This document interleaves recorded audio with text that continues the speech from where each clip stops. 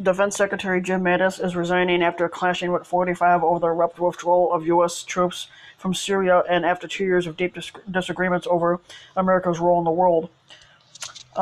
Jim Mattis, perhaps the most respected foreign policy official in Trump's administration, or 45's administration, will leave by the end of February after 2 tumultuous years, struggling to soften and moderate the squatter's hard line and sometimes sharply changing policies. He told 45 in a letter that he was leaving because you have a right to have a Secretary of Defense whose views are better aligned with yours. Mattis went to the White House on Thursday with his resignation letter in hand to meet with the squatter and spoke to 45 for about 45 minutes, according to a senior U.S. official familiar with the incident but speaking on conditions of anonymity to discuss a private meeting. There was no confrontation between the two men, the official said, and there was no one issue that caused the resignation. However, the official said that the withdrawing of troops from Syria likely was the last straw for Mattis. His departure was immediately lamented by foreign policy hands and lawmakers on both sides of the aisle who viewed the retired Marine general as a sober voice of experience in the ear of a squatter who had never held political office or served in the military before. Even 45's allies expressed fear over Mattis' decision to quit, believing him to be an important moderating force on the squatter. Just read General Mattis' resignation letter, tweeted Florida Senator Marco Rubio. It makes it abundantly clear that we are headed toward a series of grave policy errors which will endanger all our nation, damage our alliances, and empower our adversaries. Mattis did not mention the dispute over Syria in his letter or proposed deep cuts to U.S. forces in Afghanistan, another significant policy dispute. He noted his core belief that American strength is inextricably linked with the nation's alliances with other countries, a position seemingly at odds with the America First policy of the squatter.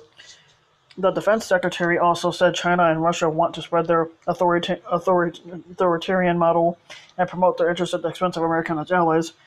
That is why we must use all the tools of American power to provide for the common defense, he wrote. The announcement came a day after 45 surprised U.S. allies and members of Congress by announcing the withdrawal of all the U.S. troops from Syria, and as he continues to consider cutting in half the American deployment in Afghanistan by this summer. The news coincided with domestic turmoil as well. 45's fight with Congress over a border wall and a looming partial government shutdown. 45's decision to pull troops out of Syria has been sharply criticized for abandoning America's Kurdish allies, who may well face a Turkish assault once U.S. troops leave, and has been staunchly opposed by the Pentagon. Mattis in his resignation letter emphasized the importance of standing up for U.S. allies, an implicit criticism of the squatter's decision on the issue and others. While the U.S. remains the indispensable nation in the free world, we cannot protect our interests or serve that role effectively without maintaining strong alliances and showing respect to those allies, Mattis wrote. Last year, Republican Senator Bob Corker, a frequent 45 critic, said Mattis, along with the White House Chief of Staff John Kelly and then Secretary of State Rex Tillerson, were helping separate our country from chaos. Tillerson was fired earlier this year. Kelly is set to leave the White House in the coming days. This is scary, reacted Senator Mark Warner, the top Democrat on the Senate Intelligence Committee, on Twitter. Secretary Mattis has been an island of stability amidst the chaos of the 45 administration.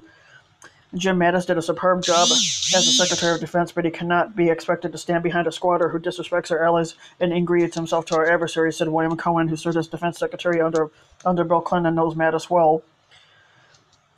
Mattis' departure has long been rumored, but officials close to him have insisted that the battle-hardened retired Marine would hang on, are determined to bring military to calm and judgment to the administration's often chaotic national security decisions and to soften some of 45's sharper tones with allies.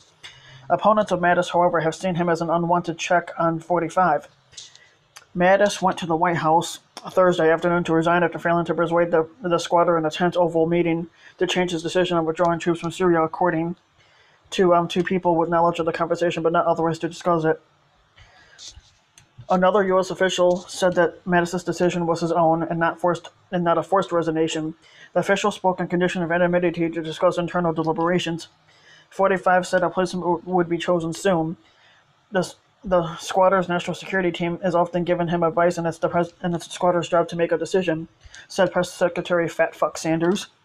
At the start of the 45 administration, The squatter had gushed about his respect for Mattis, repeatedly calling him Mad Dog despite Mattis's own public insistence that the moniker was never his.